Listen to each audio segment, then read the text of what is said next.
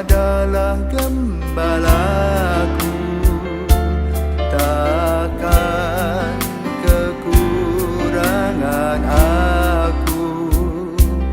Ia membaringkan aku di padang berumput hijau. Selamat pagi, salam jumpa lagi dalam Sabda Siap Saji hari Jumat 4 November 2022. Marilah kita berdoa. Allah Bapa, sumber segala pembaharuan, kuatkanlah kiranya dalam umat-Mu semangat yang menjiwai uskupmu, Santo Carolus Borromeus. Semoga gereja-Mu selalu diperbaharui dan semakin menyerupai Kristus, sehingga sanggup menampakkan wajah Kristus kepada dunia. Amin. Dalam nama Bapa dan Putra dan Roh Kudus. Amin. Inilah Injil suci menurut Lukas. Pada suatu ketika, berkatalah Yesus kepada murid-muridnya, ada seorang kaya yang mempunyai seorang bendahara.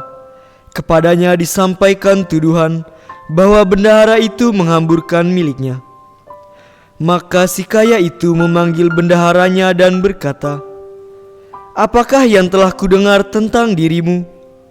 Berilah pertanggungjawaban atas urusanmu, sebab engkau tidak boleh bekerja sebagai bendahara lagi."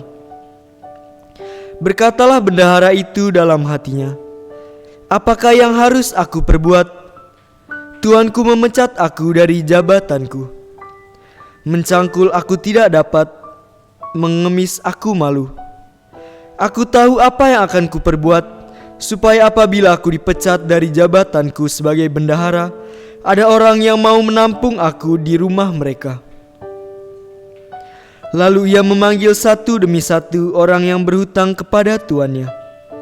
Berkatalah ia kepada yang pertama, "Berapa besar utangmu pada tuanku?" Jawab orang itu, 100 tempayan minyak.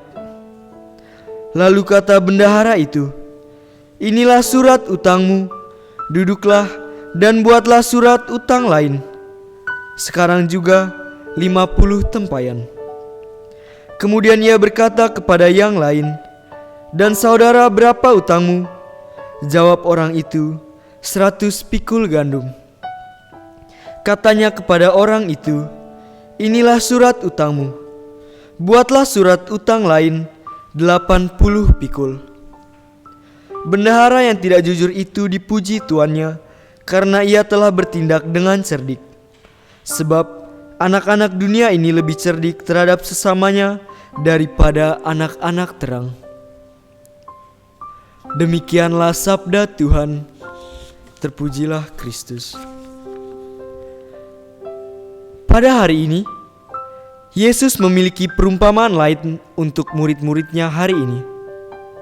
Ini adalah kisah orang kaya dan pelayanannya. Seseorang dalam rumah tangga orang kaya itu melaporkan kepada tuannya bahwa pelayannya telah menghambur-hamburkan uangnya. Tentu saja, tuannya segera memanggil pelayan ini dan meminta untuk melihat daftar pengeluarannya dan uang yang telah dia keluarkan. Pelayan itu pun panik. Dia tidak berharap untuk ditangkap. Sekarang, apa yang harus dia lakukan? Dari Injil ini telah dilihat bahwa dia tidak bertobat. Dia hanya ingin memastikan masa depannya. Dia tidak memiliki keterampilan untuk menjadi buruh dan dia tidak ingin berakhir di jalannya.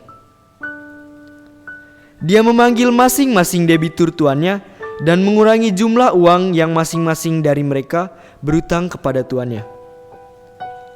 Apa yang tidak dapat dipercaya adalah reaksi tuannya ketika dia menemukan ketidakjujuran pelayanan. Alih-alih memecat bahwa orang itu atau memenjarakannya, ia memuji pelayan itu karena bertindak dengan bijaksana. Di dunia ini, saya ragu bahwa beginilah tanggapan kita terhadap majikan.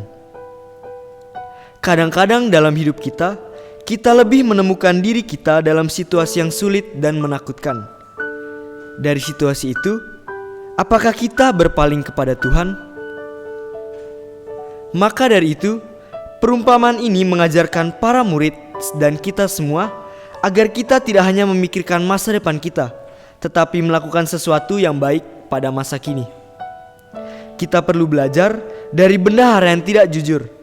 Ia mampu melihat ke depan, memperhitungkan realitas, dan mampu bertindak lebih tepat. Sekian dan terima kasih. Tuhan Yesus memberkati.